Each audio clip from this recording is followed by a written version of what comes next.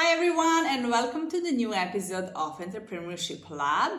This is your host Nevena Bajalac, welcoming you once again to the podcast where we give you a lot of values on how you can scale and grow your business, either through sharing my experience, my journey, and my expertise as a business consultant and sales strategist, or also bringing you some amazing guests and entrepreneurs who build their businesses from zero up.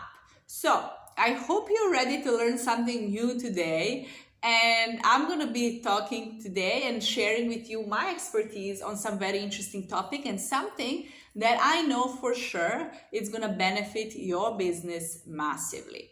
So before we start today's episode, make sure to subscribe to our podcast, like this episode, give us some hearts, share it across social media that you're listening, tag me and tag us, and share with your friends so they can get value as well. Like I said, today we're going to be talking about events, how to organize events and how to run successful events.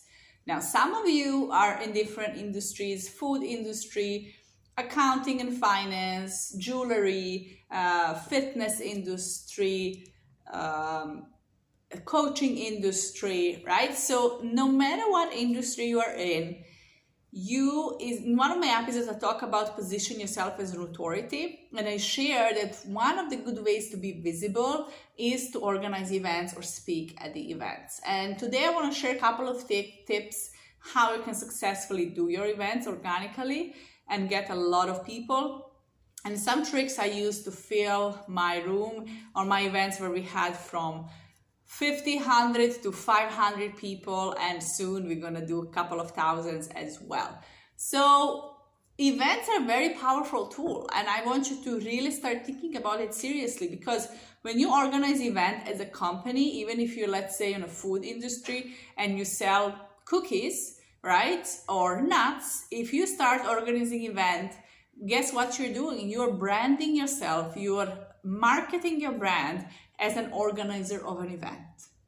Event doesn't have to necessarily be related. Let's say if you are, like I said, making homemade cookies, and you now as a bakery, right, as a company organizing events where you're attracting mothers and children to come for a fun day where they can do art and draw. What you just did, you gave yourself exposure for your brand and then to experience and try your product. If you're a speaker, if you're an expert in a field, if you sell any kind of service, then you should be running your events to position your company as innovator in the field, as authority in the field. And this is where many people make mistakes and they stay back and they're expecting a lot of things to change, and they're expecting a lot of things to change and a lot of things to happen. They don't realize that the sooner you start organizing event, you're positioning yourself as an authority in the field and you're giving yourself huge brand exposure. So, like I said, you can and you should go. First thing is you should look for events in your industry that have your target audience, let's say important fairs, important markets, important upcoming events in the community that you can present your product or service and that you can speak on the stage. Once you speak on the stage, you don't need networking, you don't need a business card. People will know who you are and they will hear about your brand. You're gonna gain organic followers, and you can share. The best thing is you can share your story. You can get people to start loving your product or service and start enrolling with you. Okay?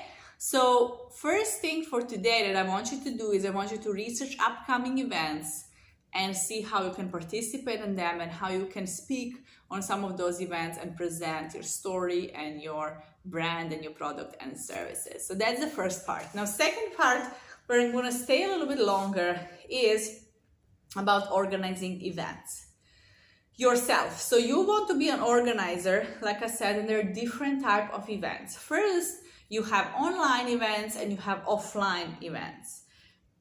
During COVID, we saw the huge shift and the power of online events and how you can attract people from all around the world to hear about you. However, it depends where you are in the world. After COVID, we can see that people are really craving to be in the same room, that they love this networking. And I have to say that in-person events have much higher conversion than online events and much higher attendance.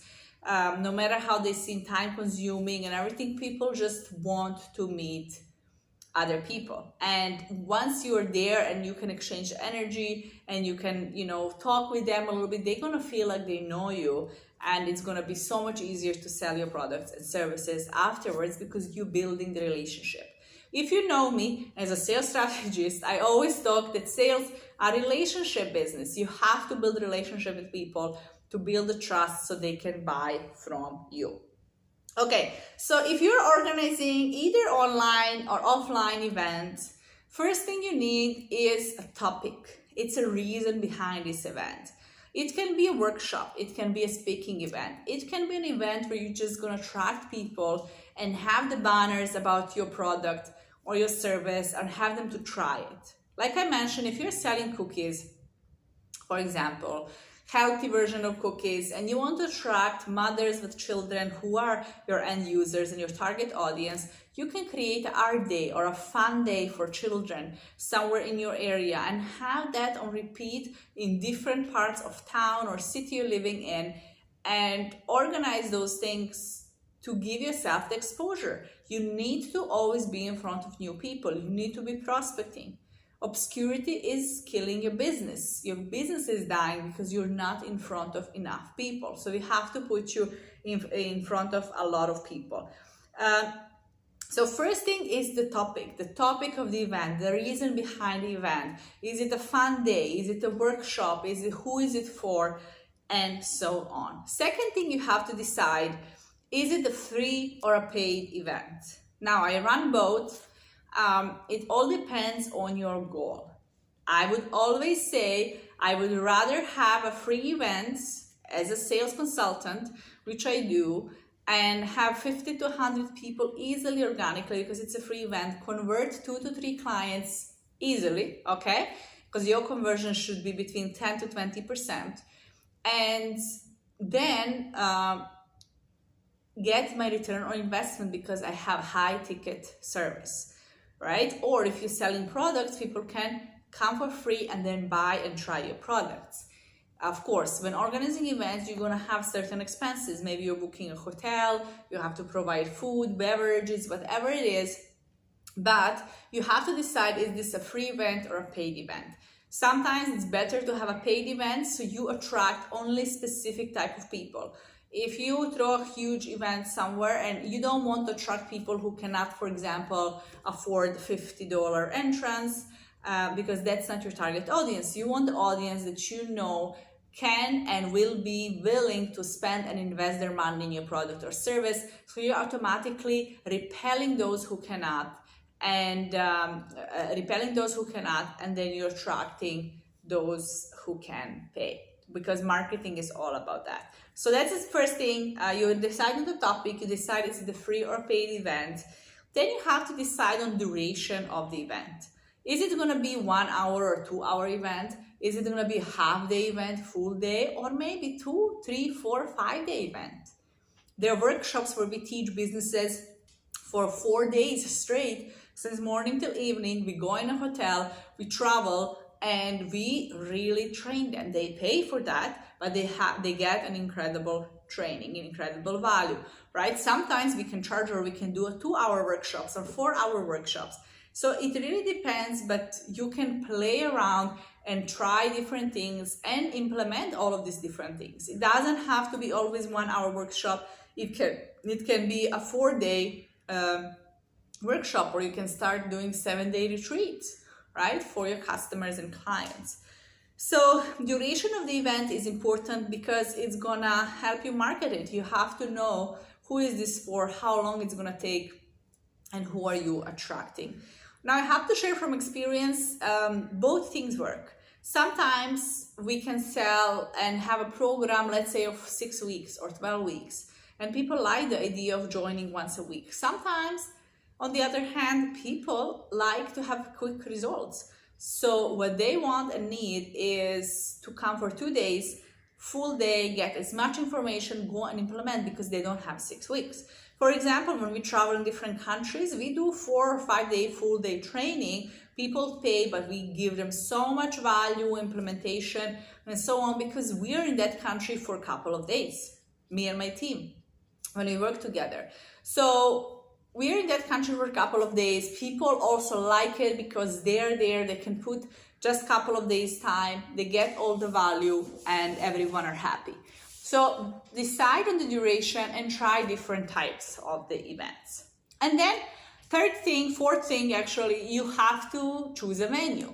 If it's online event, it will probably be one of the platforms like Zoom, or you will be streaming through some streaming platforms on social media. You have to check and learn about technicalities of running events, and very important, how you're going to engage your audience, especially if it's an online event. Okay? If it's an offline event, you have to think strategically about location and your brand. There are in every city some parts of town that are attracting and they're known for high income individuals, or where businesses are, where financial centers and business centers. And if that's your audience, for example, you want to attract them. There are certain areas that are industrial and maybe known for art and fashion. You want them to run your events there and attract that crowd, or so on and so forth. But every town and every city has an area where it's high end and high quality and not so, and maybe specific areas for specific industries. So you need to choose a venue and see where do you want to run your event. And this is, like I said, a big crucial thing, because it can attract or repel certain people, and they will know, oh, I belong there, I'm gonna go to that event, or I'm not gonna go to that event. So it kind of sets the expectations for people, but it all depends whether you're planning to sell or represent or do in that event. So choosing a venue. Now, venue can, of course, bring some expenses. There are different options, depends where you live around the world. But if you learn how to sell, if you position yourself as an expert, or it gives you exposure to 100 to 1,000 people, I would definitely say it's always worth your investment. If you know how to build a relationship, you're going to walk away with clients from that event for sure. Okay? And then lastly, one more thing I want to add is, now that you choose the topic, if it's free or paid, duration and venue, you have to start doing some marketing. People usually ask me how you always fill your events. And there are a couple of different tactics and strategies I'm doing, but I always do them organically so far, and we had 100 plus to 500 people organically, and very high quality people, by the way. But doing marketing, it also depends on the type of the event. I had an event, for example, of 150 CEOs. It took me 2 to 3 months to organize this event because of the organic approach, and we were really selective about the guests. And me and my team, we went and did a big research about companies. We build a list, we find the CEOs of companies on LinkedIn, we send them special invitations to the event, we deliver those invitation hard copies to them. So organizing that event, for example, and marketing it took around 2 to 3 months. And it was a big event with a very, very specific audience we wanted to have. So, but we filled up the room. But it took quite some time and quite some research and a lot of effort. Now, sometimes for a smaller event to 50 to 100 people, it is very easy to fill in the room organically. And usually, it depends on the city and place you are. I'm based in Dubai, so I run a lot of events in Dubai. Usually, I market my events 2 weeks before. Because if I do it longer, people sign up and they forget. So I'm getting a lot of signups, then we have to do a lot of reminders. Usually there is no need to do it. It depends really, I think, where you live in the world, but I would say in Middle East and Dubai, for example, in 2 weeks, it's more than enough, because people will know their calendar and their schedule 2 weeks from now. It's long enough to give them time to prepare or reschedule things if they really want to attend. And then on the other side, it gives them enough time, but it's not way too far into future. So they're like, I don't know what's going to happen in 1 month or 6 weeks from now. So people cannot commit to your event if you're advertising it way much in advance. So I hope this makes sense. So this is how I start. You have to decide based on type of event and type of audience and approach for marketing, how long and how much time it's going to take you to fill up that role. For, like I said, smaller events, 50 to 100 people, 2 weeks, it's more than enough. Now, when it comes to prospecting, I believe there's some episodes in this podcast where I teach you how to prospect. Is you need to start building a list of who are potential people that can come to your event. Now, are these people, there are already many people on your phone that you can invite. So for marketing, you usually need a flyer. You need to explain to people what is the event about, what is the time, what is the date, what is the topic, what they're gonna learn. And one thing I really love when I'm marketing is I show people that there is benefit for them, okay? So crucial. I always tell people when I do my events, they're business owners and entrepreneurs, I said there is at least one customer in this room for you.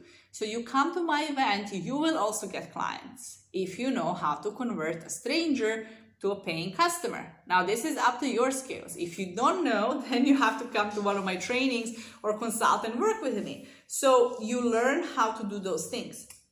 However, I always tell to people, for example, this event will benefit you with this, you're going to receive these results. There's going to be always some gifts at my events. And I tell them it's a great opportunity for you too. So then fill the blank. If you organize an event and your target audience comes, what is it a great opportunity for them as well? You show that, people will show up to your event.